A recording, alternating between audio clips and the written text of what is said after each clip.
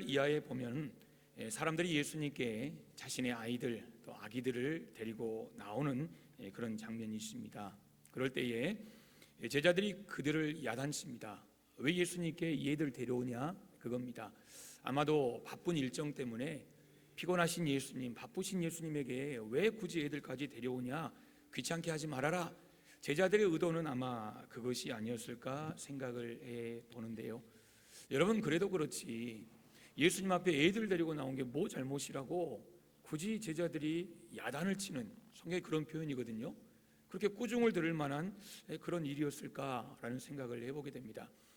만일 여러분이 예수님 앞에 예수님 우리 아이 복 좀, 축복 좀, 안수 좀 이런 마음으로 데려왔는데 이 오늘 제자들이 여러분을 향해서 왜 데려왔냐고, 애들 저리 가게 하라고, 시끄럽다고, 예수님 피곤하시다고, 여러분 만약에 그랬다라면 상당히 우리는 기분이 나쁠 것입니다. 모르긴 몰라도 예수님의 제자들과 말싸움을 하든가 아니면 한바탕 크게 소란을 일으킬 수 있는 그런 상황까지 만들지도 모르겠습니다. 그런데 이 누가복음 18장 15절 이하에 기록된 이 사건을 우리가 보면 그 당시에 아이들이 어떤 존재로 여겨졌는가라는 것을 우리가 쉽게 알 수 있습니다. 그 당시에 예수님 시대에, 그러니까 불과 2000년 전만 해도 이 아이들은 하나의 인격체가 아니었다는 거죠. 그러니까 아버지의 소유, 아버지의 소유물에 불과한 그런 존재로 그 당시 시대적인 배경이 흘러갔다라는 것입니다. 그런데 여러분, 오늘 이 누가복음 18장 15절 보시면 예수님은 좀 다르십니다. 당시에 사회적으로 하나의 인격체로 존중받지 못했던 이런 아이들을 향해서 예수님이 그들을 부르십니다. 야, 그러지 마라, 아이들 데려와라. 그리고 예수님께서 아이들을 앉히시고 옆에 두르시고 하시는 말씀이 누가복음 18장 16절 보시면 하나님의 나라가 어린 자의 것이다 그랬어요. 이 어린아이와 같은 이런 자들의 것이다. 누구든지 하나님의 나라를 어린아이와 같이 받들지 않는 자는 결단코 들어가지 못한다라고 이렇게까지 말씀을 하셨습니다. 예수님은 당시 로마 제국 산하의 모든 사회에서 한 인격체로 대우받지 못하고 있던 아이들에게 아주 특별하고 아주 자상한 관심을 보여주십니다. 그 정도가 아니라 아예 뛰어넘지요. 아예 이런 아이들이야말로 하나님의 나라에 들어갈 수 있는, 하나님의 나라를 소유할 수 있는 그런 사람들의 대표적인 모범이라고까지 예수님께서 선언을 하십니다. 우리 누가복음 이 짧은 18장 이 짧은 구절 속에서 예수님은 어린아이라 할지라도 무시하지 않으시고 한 인격체로 품어주시는 그런 예수님의 존중의 모습을 우리가 보게 되는 거죠. 여러분, 우리는 존중이라는 단어를 일상에서 많이 사용합니다. 특별히 이 탄핵 요 문제를 앞에 놓고 어떤 결정이 되더라도 존중한다 이런 이야기들을 많이 들으셨을 것입니다. 여러분, 존중이라는 단어 우리가 일상에서 아주 많이 사용하는 단어인데요, 과연 이 단어의 의미를 우리가 삶 속에서 깊이 생각해 본 적이 있을까? 오늘 이 설교를 준비하면서 제 자신을 돌아보는 시간을 가졌습니다. 존중이라는 단어는 사전적인 의미는 이렇습니다. 높여서 귀중하게 대한다는 거예요. 높인다는 거죠. 그리고 귀중하게 대한다는 거죠. 그렇다고 해서 이 존중이라는 단어가 단순히 예절이나 격식만을 나타내는 그런 말은 아닙니다. 이 존중이라는 말은 상대방이 나와 생각이나 나와 삶의 방식이 다를지라도 그대로 받아들이는 마음을 우리가 말과 행동으로 표현하는 것, 이것이 존중입니다. 그래서 이 존중이라는 성품은 상대의 감정이나 의견을 무시하지 않기 때문에 우리가 대화를 한다든가 우리가 소통을 할 때 출발점이 되기도 한다는 것입니다. 사랑하는 여러분, 여러분은 일상에서 존중하는 삶을 살고 계십니까? 또 여러분은 일상에서 존중받는 삶을 살고 있다고 생각이 드십니까? 가정에 돌아가면 아버지로 존경받고 존중함 받고 어머니로 존중받는 그런 삶을 살고 계십니까? 학교 생활에서, 일터에서, 사람들과의 관계에서 존중받고 있다고 느끼십니까? 그리고 여러분은 존중하는 삶을 살고 계십니까? 존중에 관한 이런 보고서가 있더라고요. 2022년에 이 갤럽, 한국 갤럽이 아니라 이제 세계적으로 조사한 겁니다. 이 세계 기업인 갤럽이 세계 121개국 사람들을 대상으로 조사한 세계 감정 보고서가 있더라고요. 세계 감정 보고서. 그러니까 121개국에 사는 사람들의 그 감정을 한번 조사를 한 거예요. 한국인이 하루 일상에서, 그러니까 우리가 하루를 살아가면서 내가 오늘 존중받았다. 야, 직장에서, 학교에서, 가정에서 내가 사람 만나서 야, 내가 참 오늘 존중받았어 라고 이 존중받음을 경험한 비율이 조사 대상인 121개국 가운데 118이랍니다. 그러니까 공동 118이, 방금 잘 하셨어요. 이게 나와야 정상이에요. 그럼 그렇죠. 공동 118이니까 뒤에는 두 나라 있는 거예요. 아프리카 콩고와 함께 118이. 그러니까 내가 오늘 하루를 살아가면서 야, 나는 존중받았다. 가정이든 일터든 어디든 여러분 그걸 조사한 거죠. 무엇을 보여줍니까? 그만큼 우리 사회는 다른 사람을 존중하지 않고 반대로 비꼬거나 질투하거나 심지어 멸시하고 경멸하는 태도가 우리 사회에 만연되어 있다는 거죠. 오늘 제가 아침에 설교를 이렇게 다시 묵상하고 마무리하면서 이제 막 준비하는데 여기 카톡이 딱 하나 떠요. PC 카톡이죠. 컴퓨터로 하니까 탁 뜨는데 클릭을 딱 했더니 이제 성경 우리가 읽기 이게 올리시잖아요. 그러면 이제 제가 감사해서 하트를 좀 날리거든요. 딱 보고 이렇게 우연히 푸사를 딱 보는데 그 있죠. 카카오톡 푸사, 여러분 사진 넣는 거. 그걸 딱 클릭해서 이렇게 보는데 거기 이런 글귀가 있더라고요. 어떤 글귀냐면 기쁨을 나누면 그다음 뭐가 될까요? 그다음 슬픔을 나누면 절반? 3분의 1? 보통 절반 이야기 하잖아요. 근데 그 내용이 그게 아니더라고요. 우리가 알고 있는 것은, 우리가 배운 것은 기쁨을 나누면 2배가 되고 슬픔을 나누면 딱 절반이 된다 이렇게 배웠는데 그 카톡 내용은 뭐였냐면 기쁨을 나눴더니 질투가 되고 슬픔을 나눴더니 약점이 되더라. 와, 여러분 제가 그 문구를 딱 보는데요, 맞다. 어떻게 이렇게 정확할까 싶었어요. 정말 안타까운 표현이지만 여러분 정확하지 않아요? 기쁨을 나누면 2배가 되고 슬픔을 나누면 절반이 된다는 말보다는 기쁨을 나눴더니 질투가 되고 슬픔을 나눴더니 약점이 되더라. 아, 저는 이 말이 더 은혜가 되대요. 그러니까 우리의 현 주소를 그대로 반영하고 있는 그런 구절이라는 생각이 들었어요.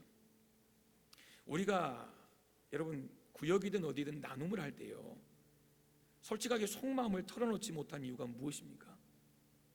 속마음 못 털어놓잖아요. 왜요? 비밀이야 라고 이야기했는데 어느 순간 저기 다 알고 있어요. 다 알고 있어요. 제발 비밀이야. 근데 너만 알아, 너만 알아, 너만 알아, 너만 알아. 결국 다 아는 거예요. 다 아는 거예요. 그러니까 그런 이야기를 많이 들었어요. 목사님 구역 안에서 나눔 못 하겠어요. 그냥 예배만 드리고 끝나는 거예요. 왜요? 나눔을 하면 그것이 여러분 그냥 나눔으로 서로가 기도해주고 서로가 축하해주고 여기서 끝나는 게 아니라 어느 순간에 그 나눔 때문에 나는 기쁜데 저 사람은 질투하고 있고, 나는 슬픈데 여러분 그것이 오히려 시간이 지나서 결국 그게 내 약점으로 돌아오더라는 거예요. 여러분 우리의 현 주소를 반영하는 그런 구절이 아닙니까? 결국 그것 때문 아니겠어요? 기쁨을 나눴더니 질투가 되고 슬픔을 나눴더니 약점이 되더라. 그러니까 나눔을 못하는 거예요. 이것 때문이죠.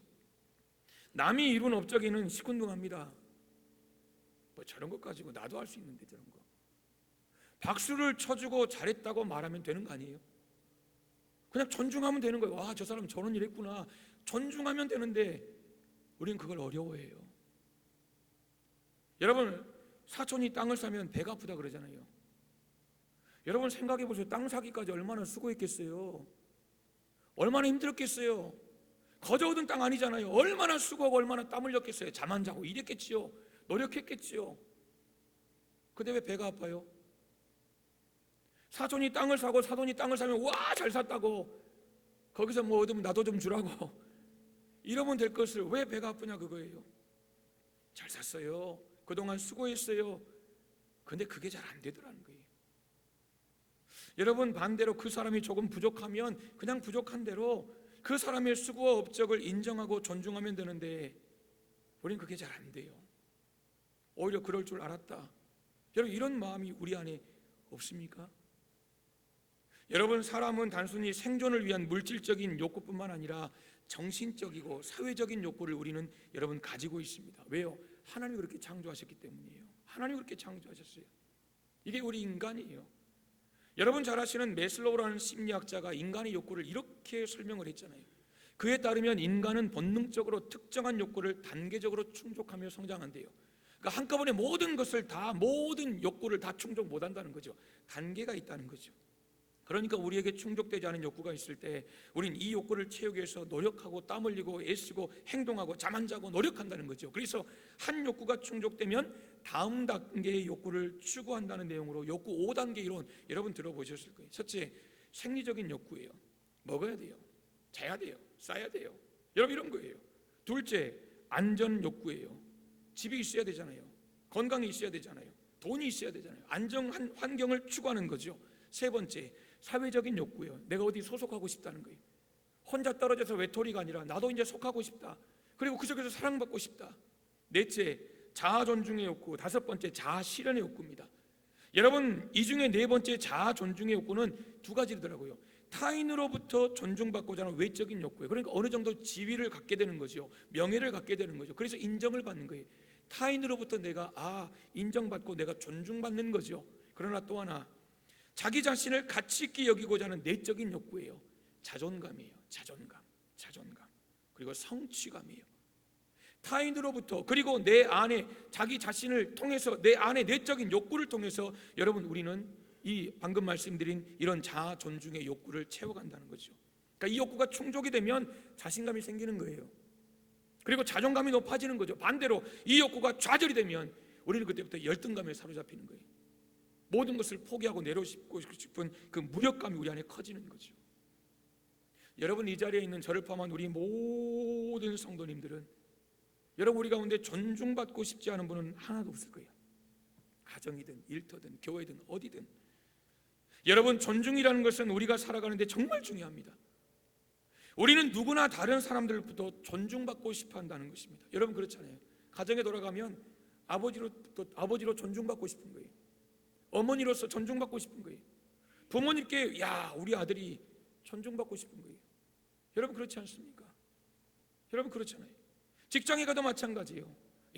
우리 아무개가, 우리 누구가, 우리 공동체 속대로가 마찬가지예요.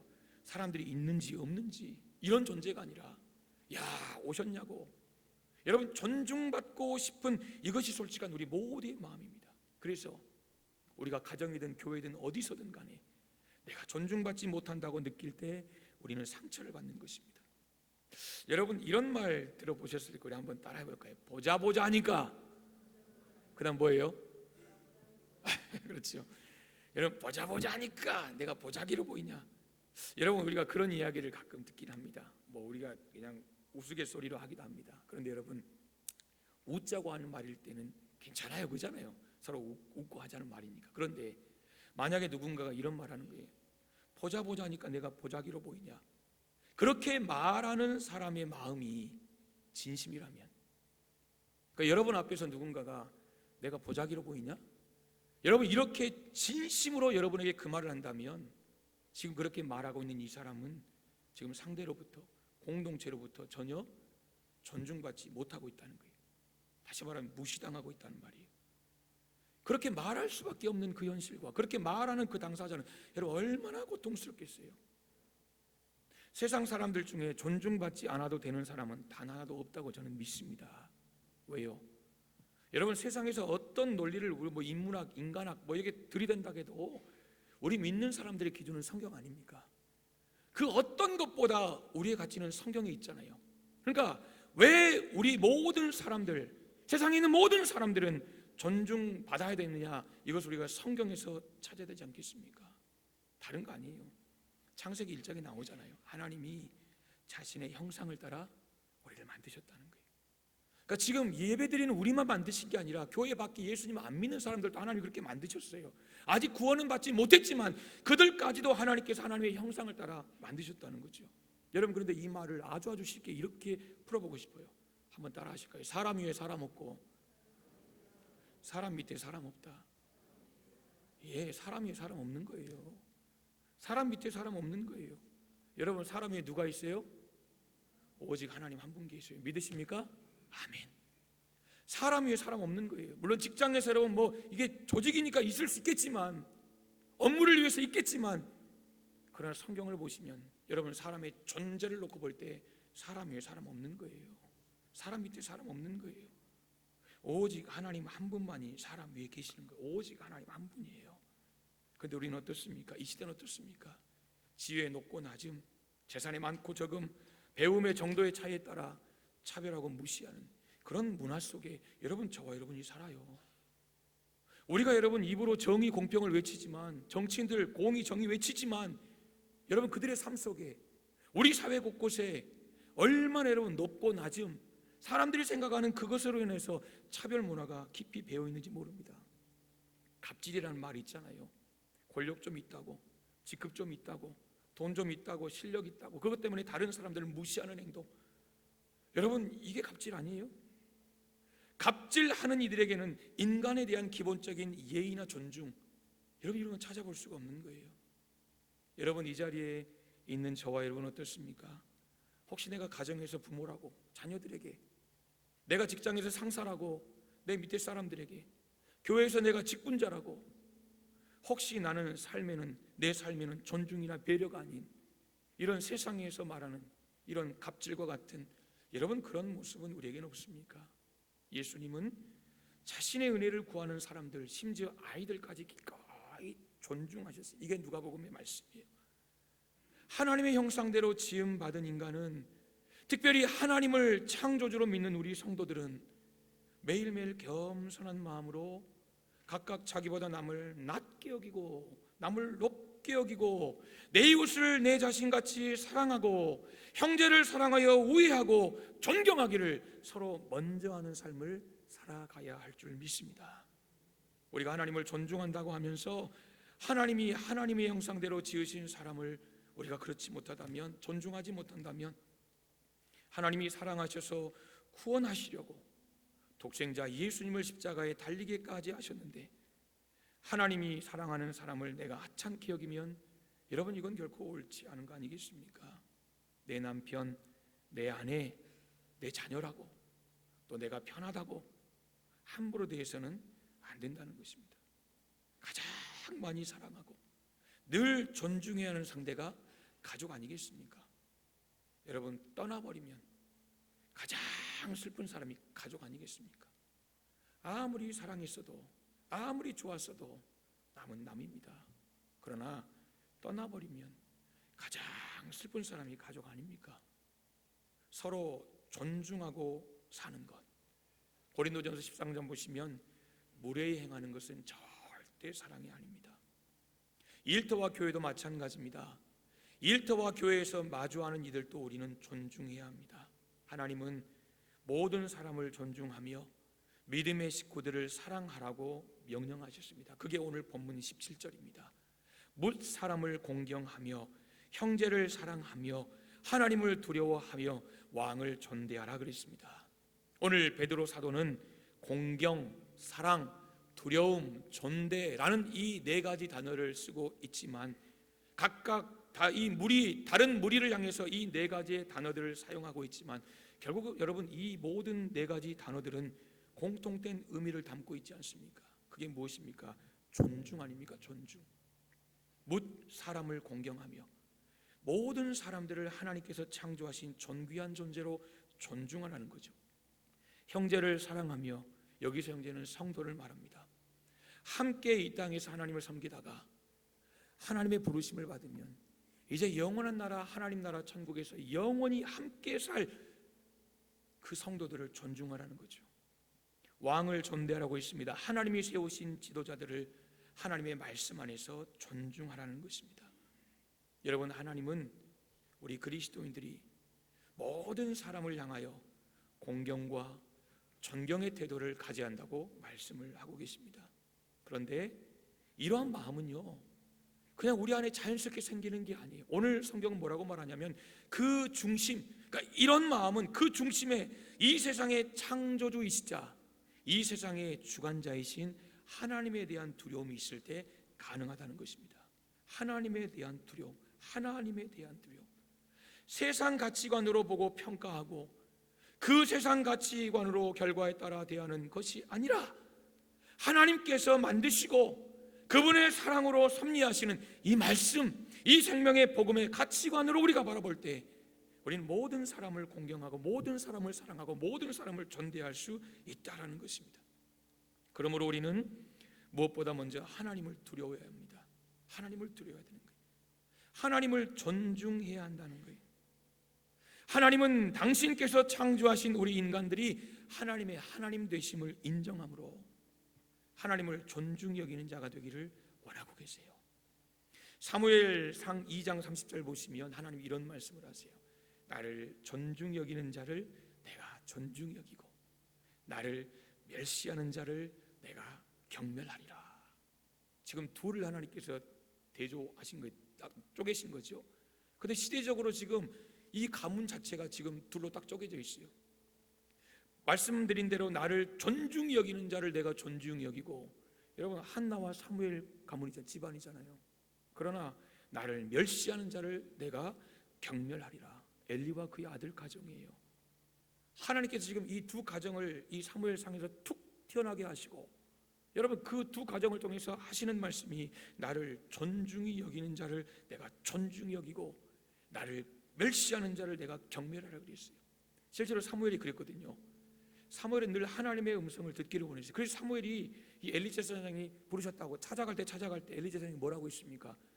주의 종이 여기 있습니다. 내가 듣겠습니다. 말씀하옵소서. 이게 사무엘이 일평생 하나님 앞에 살았던 삶의 여러분 자세예요. 하나님 말씀하세요. 내가 듣겠습니다. 내가 그렇게 순종하겠습니다. 사랑하는 여러분, 하나님의 하나님 되심을 그분의 말씀에 순종함으로 그렇게 여러분 존중함으로 살았던 그 사무엘, 성경은 그런 사무엘에 대해 이렇게 기록합니다. 사무엘상 2장 26절 아이 사무엘이 점점 자라매. 여러분 여기서 점점이 중요한 거예요. 그냥 자란 게 아니라 점점 계속 자랐다는 거예요. 한 번 자라고 만 게 아니에요. 점점 자라매 여호와와 사람들에게 은총을 더욱 받더라. 할렐루야. 여러분 보십시오. 하나님 안에서 점점 자라갔거든요. 점점 자라갈 때 어떻게 됐습니까? 하나님께서 그에게 주신 은혜가, 사람들로부터의 사랑이 더욱 많아졌다는 거예요. 하나님을 존중히 여기면 여길수록 하나님이 그의 삶에 하늘로부터 사람들로부터 부어주시는 그 은총을 더욱 누리게 하셨다는 거죠. 나를 존중히 여기는 자를 내가 존중히 여기겠다고 하신 그 말씀 그대로 사무엘이 하나님을 존중하자 하나님께서 사무엘을 존중해 주셨습니다. 그러나 여러분 반대로 엘리 제사장 이야기하시잖아요. 사무엘상 2장 똑같은 장이에요. 똑같은 장. 그 똑같은 장의 한 가정은 이런 상황이 벌어졌다는 거예요. 하나님을 존중히 여기는 자, 하나님을 경멸하는 자. 여러분 존중의 반대가 경멸이에요. 무례함이에요. 깔보고 업신여기고 무시한다 이런 거 아니겠어요? 사람과 사람 사이에도 안 되잖아요. 그런데 오늘 보시면 하나님을 하나님으로 존중하지 못하는 삶은 슬픈 말이지만 저주밖에 없는 거예요. 여러분 우리가 하나님을 무시하면 그 마지막은 저주뿐입니다. 우리가 하나님을 경멸하면 그 끝은 저주뿐인 거예요. 우리가 하나님 앞에 무례하면 그 끝은 저주밖에 없다는 것입니다. 여러분 잘 들으시기를 바랍니다. 우리가 하나님을 가리켜서 사랑의 하나님이라고 표현합니다. 맞습니다. 그러나 모두가 하나님의 사랑을 경험하는 것은 아닙니다. 우리는 하나님을 용서해 주시는 하나님, 용서의 하나님이라고 말합니다. 맞습니다. 그러나 모든 사람이 그 용서의 하나님, 용서하시는 하나님을 경험하는 게 아닙니다. 이사야 22장에 보시면 이사야 선지자가 하나님 말씀을 전하면서 하나님을 존중하지 않는, 하나님의 말씀을 존중하지 않는 경멸하는 자들을 향해서 죄를 회개하라 이렇게 외칩니다. 근데 백성들이 그 말을 듣고도 여러분 무시했어요. 그냥 그대로 경멸합니다. 그때 하나님께서 이렇게 말씀하십니다. 진실로 이 죄악은 너희가 죽기까지 용서하지 못하리라. 너희가 다 죽을 때까지 하나님 끝까지 가시겠다는 거예요. 끝장 보시겠다는 거예요. 하나님의 말씀을 존중하지 않는 자 죽기까지 용서받지 못한다는 것입니다. 여러분 하나님의 말씀을 가볍게 여기고 무시하는 태도, 하나님을 존중하지 않는 자는 용서받지 못한다는 거예요. 그러므로 성도는 여호와의 말씀을 멸시하고 파괴하는 세력들을 결코 존중해서는 안 됩니다. 그들을 사랑하고 그들을 위해 기도해야 되지만 그들의 생각과 그들의 사상과 여러분 그들이 추구하는 바 이념을 절대 존중해서는 안 된다는 거예요. 하나님을 부정하고 대적하는 이들, 여러분 어떻게 그들과 사상을 같이 하겠습니까? 교회를 어지럽히는 이들, 어떻게 그들을 우리가 쫓아가겠습니까? 하나님의 말씀을 왜곡하고 교회를 흔드는 이들, 어떻게 그들의 사상과 그들의 생각을 존중할 수 있겠습니까? 성경이 그 많은 동성애를 인정하고 종교 다원주의를 말하는 이들의 이러한 생각과 사상을 우리가 어떻게 존중할 수 있겠냐, 그거예요. 그들을 위해 기도해야죠. 그들이 정말 진리 안에서 하나님 마음을 품도록 우리가 기도해야죠. 그러나 그들의 생각과 그들의 사상과 그들이 추구하는 이념은 절대 우리가 추정할 수 없다는 것입니다. 여러분, 우리 그리스도인들의 모든 생각과 기준의 일은요 늘 주 안에서요. 주 안에서. 이거 잊으시면 안 돼요. 주 안에서. 오늘 왕을 존대하는 것도 주 안에서예요. 주 안에서. 이거 놓쳐버리면 우리의 기준이 흔들리는 거예요. 그 바울 사도의 서신을 읽다 보면 주 안에서, 주 안에서, 주 안에서 항상 기뻐하라. 주 안에서 서로 사랑하라.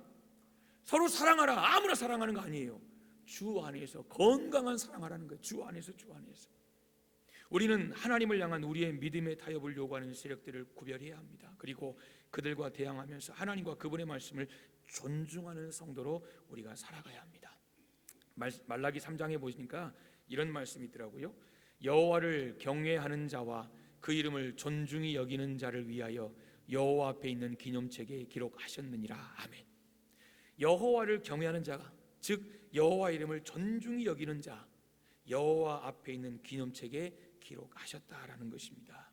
여러분, 하나님을 대적하는 풍조가 만연한 지금 이 세상 속에서 저와 여러분은 여호와의 기념책에 이름이 기록될 수 있도록 하나님을 경외하며 존중히 여기는 그런 성도가 되어야 할 줄 믿습니다. 말씀을 맺습니다. 우리가 존중을 말할 때 존경이라는 단어를 말할 때 리스펙트라는 단어를 씁니다. 리라는 것은 다시라는 거예요. 다시. 스펙트라는 것은 본다라는 거예요. 다시 말하면 여러분, 이 지금 말씀드린 존중이라는 단어는 대상을 다시 보는 것으로부터 시작된다라는 거예요. 다시 보는 것으로부터. 다시 보는 거예요.